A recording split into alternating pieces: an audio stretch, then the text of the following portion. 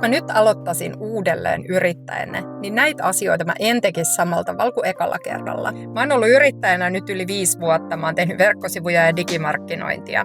Ja silloin kun mä aloitin, niin totta kai mä tein itsellenikin verkkosivut. Mä tein semmoiset tosi kivat sivut ja laitoin kaikki kuntoon. Ja sit mä odottelin. No kukaanhan ei tietenkään löytänyt niitä.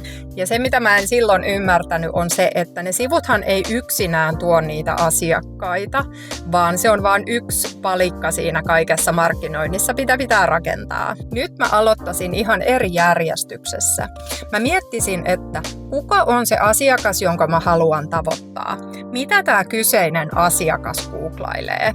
Ja sitten mä rakentasin ne sivut niin, että se vastaa näihin kysymyksiin.